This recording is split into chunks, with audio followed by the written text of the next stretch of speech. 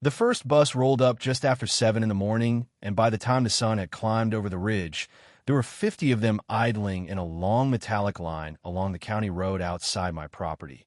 Engines humming, drivers leaning out their windows. 2,000 tourists wondering why their autumn heritage tour had come to a dead stop at a locked steel gate. My gate. And standing there at the fence, phone pressed to his ear, was a man who had organized the whole thing, the president of the Ridgemont Valley HOA, staring at that lock like the universe had personally decided to embarrass him. Meanwhile, I was sitting on my porch with a cup of coffee, watching the entire scene unfold the way a rancher watches a storm roll in across the valley calm. Patient because sometimes the smartest move you can make in life is simply not to open a gate someone else assumed would be open. My name's Edward Call. I'm 51 years old, and before I moved to Montana, I spent 23 years working in large-scale event logistics. Concerts, festivals, conferences, gatherings with tens of thousands of people. Which means I know exactly how fragile big plans really are. People think disasters happen because of bad luck. They don't. They happen because someone builds an entire plan on an assumption they never bother to check. And on that October morning, 50 buses were sitting in front of the physical proof of one very expensive assumption. 6 years earlier, I had bought 114 acres outside Bozeman in Gallatin County. If you've never seen that part of Montana in the fall, it's hard to explain. Rolling grassland that turns the color of old gold under the sun, a narrow creek winding through the lower pasture, and a line of lodgepole pine along the northern boundary that looks almost black against the sky when the light hits the Bridger Mountains just right. It's quiet out there. Wind through grass. Hooves moving slow across pasture. Coyotes some nights. After decades of airports, hotels, and emergency radio calls at midnight from stage managers losing their minds over weather forecast, quiet was exactly what I wanted. So I started a small cattle operation, leased the hay fields to a neighboring farmer, and settled into the rhythm of ranch life. And for several years, that rhythm stayed undisturbed. The nearest development was Ridgemont Valley, a planned community built on the land east of mine. 300 homes, clubhouse, HOA board, tidy walking paths, the usual suburban structure planted in the middle of Montana ranch country. At first, the HOA was run by sensible people, practical types, the kind who understood that governing a neighborhood isn't the same thing as running a business empire. I had zero interaction with them for 4 years. Then the board changed, and a man named Stuart Briggs became president. Stuart was 48 and had made his fortune developing commercial real estate in Denver before relocating to Montana with the kind of enthusiasm some city people bring when they decide rural life is going to be their next project. He moved fast, talked fast. Everything he touched seemed designed to be bigger, louder, more visible than the last thing. Within a year, he had tripled the HOA event budget, launched festivals, gotten the community featured in regional magazines. And then he came up with what he proudly called the event that would put Ridgemont Valley on the map. An autumn heritage tour. The idea sounded harmless enough. A scenic bus route through Gallatin County farmland, working ranches, historic barns, mountain views. Residents and visitors riding charter buses through the valley experiencing what Stuart called the living heritage of Montana. He booked 50 charter buses, sold around 2,000 tickets, promoted the event across social media and local outlets, and he designed a route through the countryside that would highlight the most beautiful stretches of land around the development. One of those stretches happened to be mine. The route crossed a gravel road that runs through my southern pasture, about 9/10 of a mile long, leading to a Forest Service trailhead at the far end. I built that road myself back in 2019, so I could access the creek area for fencing and irrigation work. The gate at the entrance sits squarely on my property, which means nobody uses that road without my permission. There was just one problem with Stuart's brilliant event plan. Nobody had ever asked for that permission. And the reason I found out about the tour wasn't because Stuart called me.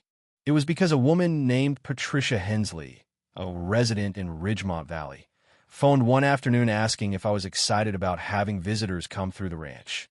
She had bought tickets and had seen the event page online. She thought it was wonderful I had agreed to participate. I told her I hadn't. A few minutes later, she emailed me the event link. I sat at my kitchen table and opened it. Read the entire page. Then read it again. Right there in the description was a highlighted segment. A scenic private ranch road crossing offering sweeping views of the Bridger Range. Underneath it a photograph. My pasture, my creek, my mountains, taken from somewhere along my fence line. Used in their promotional material without anyone ever contacting me. And I remember sitting there at the table feeling something settle over me. Not anger, not even surprise. Just that strange cold clarity that happens when a situation becomes completely obvious all at once. So I called my attorney, Renata Shaw. She handled the property paperwork when I bought the ranch. I sent her the event page. An hour later, she called back. Her words were simple. They can't do that. Legally speaking, the situation was very clear. The road was private property. The gate was mine. Advertising a commercial tour across land they didn't have permission to use wasn't just careless. It potentially exposed the HOA to serious liability. Then she asked how I wanted to proceed. There were two options. First option, send a cease and desist immediately and force them to change the route before the event happened. Clean, efficient. Second option, say nothing. Let the event unfold and allow the consequences of their assumptions to arrive all at once. Renata paused for a moment after I explained my thinking. From a legal standpoint, the first option was safer. But after hearing about the photograph, the marketing, the complete absence of communication, she understood why the second option had a certain educational value. So for the next 10 days, I prepared quietly. New heavy-duty padlock installed on the gate. Trail cameras positioned to document everything. Screenshots of the promotional materials saved. Timeline documented. Evidence organized. And then the morning of the tour arrived. Montana autumn light spilling across the grass. Mountains glowing pale blue on the horizon. I was on the porch at 6:30 with coffee when I heard the first bus engine on the county road. 7 o'clock. The lead bus turned onto the gravel approach. 7:15. The driver reached the gate. 7:40. All 50 buses were lined up behind him, stretching down the road like a parade nobody wanted to attend. At 7:52, Stuart Briggs arrived in a black SUV. He got out, looked at the gate, looked at the buses, then looked toward my house where I was sitting. He walked to the fence line and called out. Introduced himself politely like neighbors who had lived 6 years side by side had never met. Said there must be a misunderstanding. Asked if I could open the gate. I walked down to the fence, and I told him there was no misunderstanding. The gate was locked because it belonged to me, and I wasn't allowing 50 charter buses to drive across my ranch. He explained that 2,000 tickets had been sold, that the event had been planned for months, that he hoped I would cooperate as a neighbor. I told him something simple. He had used my land in his promotional materials without permission, designed a commercial event route across my property without permission, and contracted 50 buses to drive across my road without asking a single question. So the answer was no. The interesting part was watching his face while he processed that. First came confidence, the assumption that the obstacle would disappear once properly explained. Then recalculation. Then pressure. Talk of community, goodwill, disappointed guest cooperation. But eventually, every plan reaches the moment where reality steps in. And when it did, Stuart Briggs found himself standing in front of a locked gate with 50 buses behind him and absolutely no idea what to do next. I told him if he wanted to discuss it further, his attorney could call Renata. Then I went back to the porch. What happened next lasted 4 hours. Drivers idling on the county road. Guests wandering around confused. HOA volunteers telling people there was a minor access delay. At 9:15, Stuart called the sheriff. The deputy arrived, looked at my property deed, looked at the gate, and left. Because property law isn't complicated when the facts are obvious. Around 10:30, Renata arrived. She spoke with Stuart for about 12 minutes. Long enough for him to fully understand the legal exposure he had created. Trespass. Unauthorized commercial use of private land. Potential lawsuits from the charter company. Refund demands from ticket holders. And when he offered to pay me on the spot to open the gate, I knew he finally understood the scale of his mistake. But by then the moment had passed. Because sometimes the real lesson isn't solved by money. It's learned by consequences. Around noon, the buses began turning around.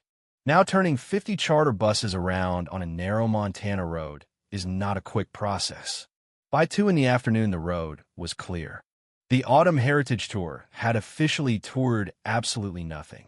The legal process afterward took several months. The HOA paid my legal fees, paid damages, filed a recorded statement acknowledging my road and gate were private property. And Stuart Briggs quietly chose not to run for re-election the following year.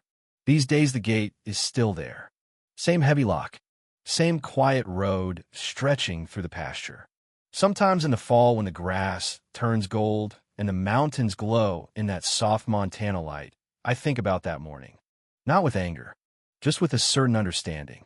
Because what that day really proved is something simple about human nature. People assume a lot of things in life.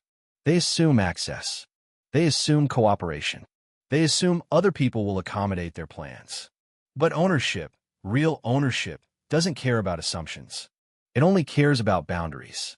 And sometimes the most powerful thing you can do in a dispute is to simply stand at the boundary and refuse to move. 2,000 people bought tickets to see my ranch that day. None of them saw it, but every single one of them learned exactly whose land it was. And honestly, that might be the most effective lesson in property rights a Montana rancher has ever delivered without giving a single speech. So now I'm curious.